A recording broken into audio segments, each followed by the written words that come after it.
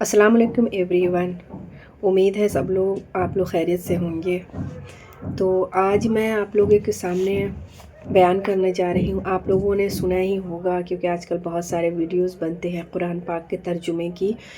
تو آج یہ والے ترجمہ جب بھی میں علم نشرہ کا پڑھتی ہوں تو میں یہ ترجمہ پڑھتی ہوں، تو آج میں نے سوچا ہے کہ آپ لوگوں کے سامنے بھی اس کے بارے میں بتاؤں، کیونکہ اللہ تعالیٰ نے اس میں 3 احسانات کا ذکر کیا ہے ہمارے پیارے نبی صلی اللہ علیہ وسلم کے لیے۔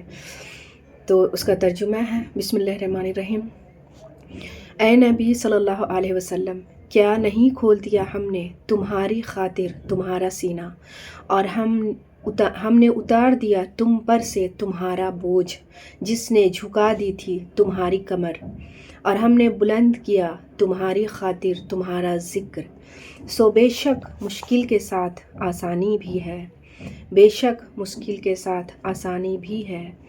سو جب تم فارغ ہوا کرو تو عبادت میں محنت کیا کرو۔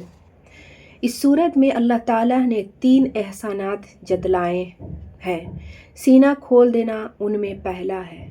اس کا مطلب ہے سینے کا منور اور فراغ ہو جانا، تاکہ حق واضح ہو جائے اور دل میں سما بھی جائے۔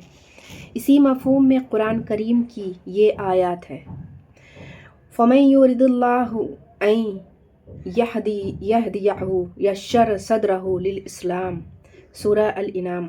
جس کو اللہ ہدایت سے نوازنے کا ارادہ کرے اس کا سینہ اسلام کے لیے کھول دیتا ہے،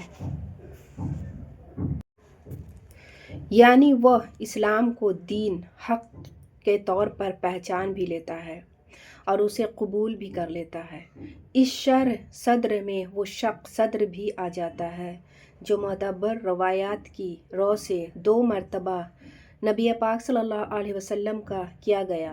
ایک مرتبہ بچپن میں، جبکہ آپ عمر کے 4 سال میں تھے، حضرت جبرائیل علیہ السلام آئے اور انہوں نے آپ کا دل چیرا اور اسی سے وہ حصہ شیطانی نکال دیا جو ہر انسان کے اندر ہے، پھر اسے آب زمزم سے دھو کر بند کر دیا۔ صحیح مسلم حدیث۔ دوسری مرتبہ معراج کے موقع پر، اس موقع پر آپ کا سینہ مبارک چاک کر کے دل نکالا گیا، اسے آب زمزم سے دھو کر اپنی جگہ رکھ دیا گیا اور اسے ایمان و حکمت سے بھر دیا گیا۔ صحیح بخاری الحدیث۔ ان کے علاوہ بعض روایات میں 2 مرتبہ اور شق صدر کا ذکر آیا ہے۔ ایک وقت جب نبی پاک صلی اللہ علیہ وسلم 10 سال کے تھے اور ایک غار حرا میں وحی کے آغاز پر، لیکن بعض علماء ان 2 واقعوں کی اسنادی حیثیت پر مطمئن نہیں ہیں۔ سیرۃ النبی صلی اللہ علیہ وسلم۔